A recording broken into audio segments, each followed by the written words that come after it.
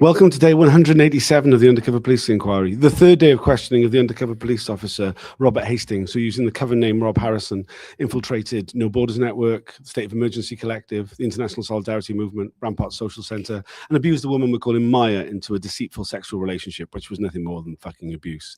We've heard a lot of fucking bullshit and lies from the bastard over the last 2 days, and we're about to embark on a third day. I'm joined by Ben from Campaign Opposing Police Surveillance. What are you expecting to hear today? Lots of I can't recalls, lots of red face and losing temper. I did a bit of an analysis of the responses that he was giving over the last 2 days, and basically between 60 and 70% of the time he comes out with a I can't recall. A lot of the time when he does give an answer, he'll qualify it in that way as well. So it's like, yes, maybe, yes, possibly. So you're not really getting anything. There's also particular themes that he really like gives you those kind of I can't recalls, and there's other themes where he gets to kind of pontificate on his political and academic prowess or whatever. Then he'll come out with something. So I'm hoping that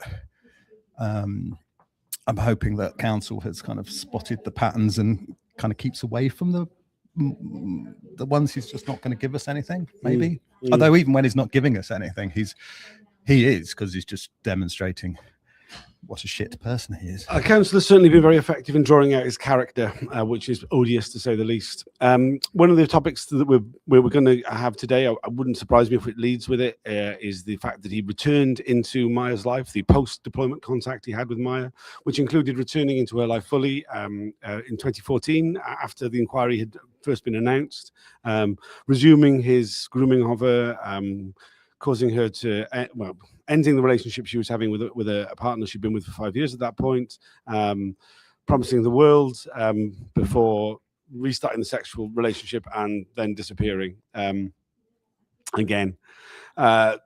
It's likely to be the details of it, which I've just sort of skirted over there, are equally disturbing and harrowing as much as what we heard yesterday and the day before.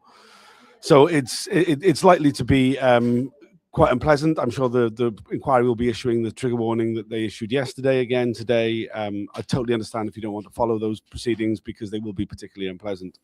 I think we may also hear about the end of his career in the police, because it's kind of related. I'm not sure how far they'll go into some of the detail on that, but yes, basically he was fired for being gross misconduct. Very bad. Yeah, he's. There will be a closed session as during part of the day. So that'll probably be it then. I should imagine so. Yeah. Another topic that's liable to come up is the end of the Special Demonstration Squad. He is the final field officer who will be giving evidence to the inquiry. It's actually attributed for the person who brought it down. Yeah, exactly. Yeah. This related to an arrest that he had on during the very start of DICE, the Defence Systems Exhibition International, the arms fair in East London. That happens every 2 years. In the 2007 event, he took part in an action where himself and I think 20 other people were arrested on a bullshit arrest, just running across a car park towards the Excel Centre. It was kind of common for undercover police officers to get arrested this way and to maintain their fictitious identity throughout the arrest process and even into court.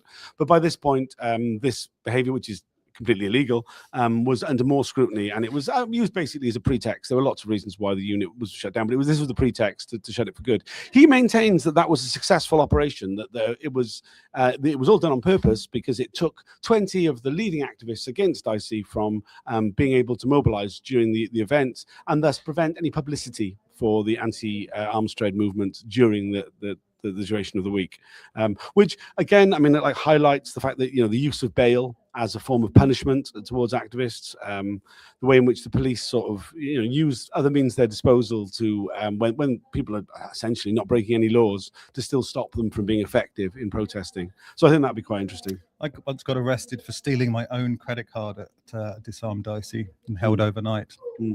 I mean, I remember people getting their phones stolen by police who just said, "Oh, we don't know if it's stolen, so I'm keeping it."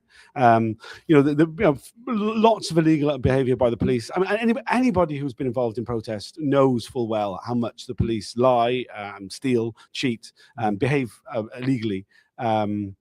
throughout the duration of any sort of protest, brutalizing people who take part.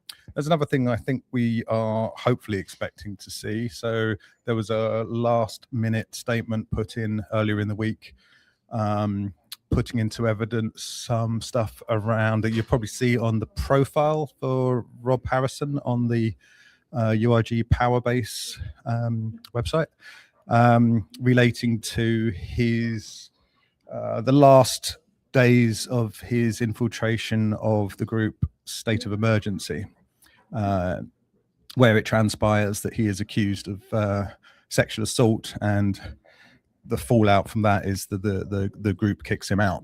So what's really significant there is that that's his target group, and his inability to rein in his shitty behavior has ruined his operation effectively.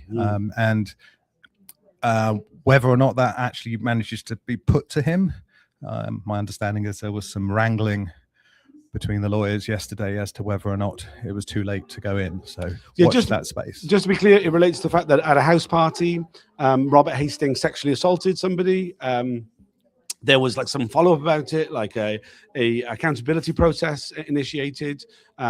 He refused to take part in that. There's a very shitty email from him to the email list, an email list which only 2 days ago he said never existed. And this seems because he doesn't want this highlighted. The fact that he refused to take part in any aspect of the accountability process, was going to wait for it all to blow over, and then we could talk about other things. Jack Shepherd has just shared the link. Cool. In the comments. That's where you can find the profile, which explains that particular incident. It's also notable that in his witness statement, he admits to 2 email addresses, neither of which are the email address that he used on the State of Emergency mailing list. So it's almost as if he was, trying to keep this. I've just noticed the time. The hearing is about to start. We should go in and take our seats. The broadcast will be starting with the usual 10-minute delay. The description is the link. It'll be starting about 10 past 10. Please tune in. Thanks for joining us.